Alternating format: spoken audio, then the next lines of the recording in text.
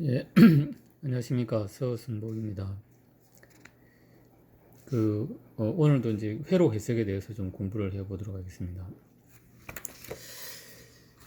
어제 이제 잠시 말씀드린 것 같이 회로 해석을 하려고 그러면은 가장 이제 기초적인 게 키로호프 법칙에서 이제 전류 법칙, 전화 법칙인데 전류 법칙은 이제 KCL, 모든 노드점에서 이제 전류 합은 동일하다.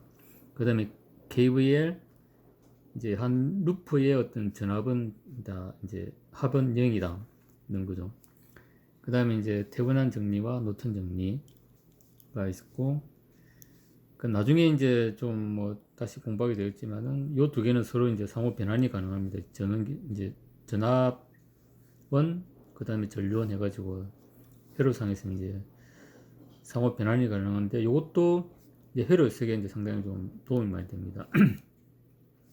그 다음에 이제 델타에서 Y를 변환하고 Y에서 델타를 변환하는 것도 상당히 유용하고, 그 다음에 이제 메시 해석, 노드 해석은 KCL 기반이고, 메시 해석은 KVL 기반이고, 그 다음에 중첩의 원리. 이제 다섯 가지를 알면은 사실 이제 회로 해석하는데 큰 문제는 없습니다. 그래서 오늘은 어제는 이제 키로이 호프 법칙 KCL과 KVL을 이제 좀 공부를 했고, 오늘은 이제 Y 델타 변환에 대해서 좀 공부를 해보도록 하겠습니다. 우리가 이제 회로를 해석하는 데 있어가지고 이제 가장 좀 풀기 어려운 문제가 이제 요런 이제 브릿지 형태입니다. 요런 이제 브릿지 형태 같은 경우는 우리가 이제 아주 이제 정밀한 이제 어떤 측정 장치에 이제 많이 좀 쓰이는 회로입니다. 그래서 이제 이제 브릿지 회로를 이용해 가지고 이제 어떤 센스의 어떤 이제 값을 우리가 이제 추정해내기도 합니다. 그래서 근데 이걸 하려 그러면 이제 요 델타로 형성된 걸 Y로 바꾸고, 또 Y로 된 걸 델타로 바꾸면은 회로 해석이 아주 쉬워집니다. 그래서 여기 이제 보시면은 이제 이겁니다. 그러니까 이제 델타 결선은 이제 RA, RB, RC고, 이제 그 다음에 Y 결선은 Y는 이제 R1, R2, R3입니다. 그러면은 요 델타 결선을 그 다음에 Y 결선으로 이렇게 이제 바꿀 수가 있다는 거죠. 이제 그렇게 하려는 어떤 기본적인 이제 개념은 Y 네트워크의 각 저항은 인접하는 델타 가지의 두 저항의 곱에서 세 개의 저항의 델타 저항의 합을 나눈 것과 같다. 그런데 여기 이제 공식이 있습니다. 그러니까 R1, 여기 보면 이제 R1을 구하려고 그러면 인접하는 두 개. 그러니까 이제 요 이제 델타 결선으로 되어 있는 요 RA, RB, RC를 우리가 Y로 바꾼다는 거죠. 그러면은 요리 바꿀 때 R1은 RB 곱하기 RC 나누기, 그 다음에 이제 ABC 이렇게 하면은 이제 R1이 정해지고, 그 다음에 R2는 이제 A 곱하기 C 나누기, 그 다음에 ABC 요렇다는 거죠. 그 다음에 R3는 이제 A 곱하기 B 나누기 이제 RABC 이렇게 하면은 이제 요 델타를 Y로 이제 바꿀 수 있답니다. 그 다음에 이제 이렇게 Y로 된 걸 이제 이 델타로 바꾸려고 그러면은 이제 요 식이 요렇게 되어 있습니다. 그래서 여기 보면은 이제 델타 네트워크의 각 저항은 Y 네트워크에서 선택한 두 개의 저항들의 모든 곱의 합에서 반대편의 Y 저항을 나눈 것과 같다.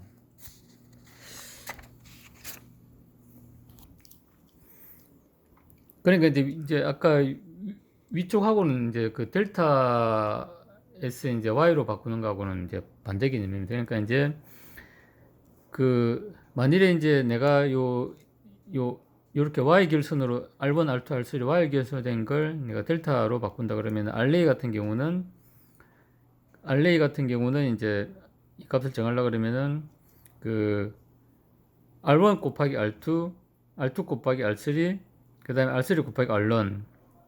그래가지고 이제 요렇게 이제 한 다음에 나누기, 이제 그 마주보는 반대편, 요 R1을 나눠주면은 이제 RA가 된다는 겁니다. 그 다음에 RB를 이제 구하려고 그러면은 이제 그 마찬가지로 R1 곱하기 R2 플러스 R2 곱하기 R3 플러스 그 다음에 R3 곱하기 R1 나누기 B니까 이제 반대편 요 R2를 나눠줘야 되는 거죠. 그 다음에 이제 이제 C를 구하려고 그러면은 이제 요렇게 해가지고 나누기 요거 이제 R3를 나눠주면 된다. 는 게 이제 Y 델타의 이제 변환의 이제 개념입니다. 그래서 이제 Y에서 델타로 이제 변환하는 것은 이제 공식이 이렇게 되고, 그 다음에 이제 델타에서 Y로 변하는 공식은 이렇게 된다. 이렇게 보시면 될 것 같습니다. 그래서 이제 여기 보면은 이제 이제 문제를 이제 풀라 그러면 이제 두 가지 방법이 있습니다. 그래서 이제 요거 10옴하고 5옴하고 2옴을 이제 델타 결선으로 바꿔주면은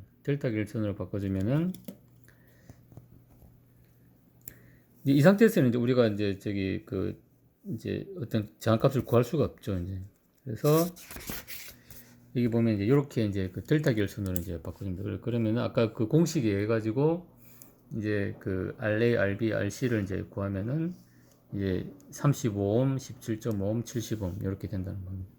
그러면 이제 이렇게 병렬이고 이렇게 병렬이니까 이제 계산 가능하죠. 그 다음에 다시 이제 얘들은 직렬로 되고 이제 병렬로 하면은 이제 요게 이렇게 된다는 겁니다. 이제 이렇게도 구할 수가 있고, 그 다음에 이제 또 다른 방법은 이제 얘는 이제 델타 결선이 델타 결선을 얘를 Y 결선으로 바꾸는 겁니다. Y 결선으로 바꾸면은 이제 요렇게 이제 됩니다. 그러면은 그때 이제 Y 결선을 바꾸는 시기에서 이제 보면은 이제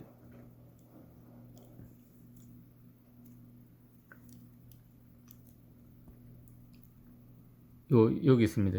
여기 보면은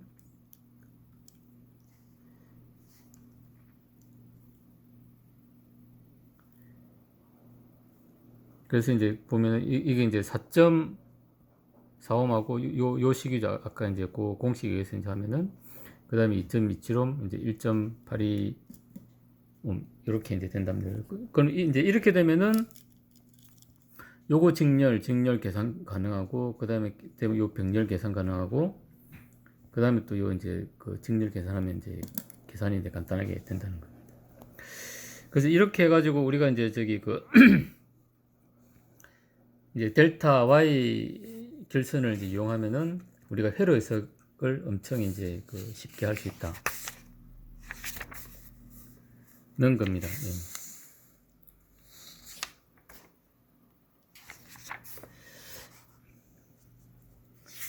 그래서 오늘은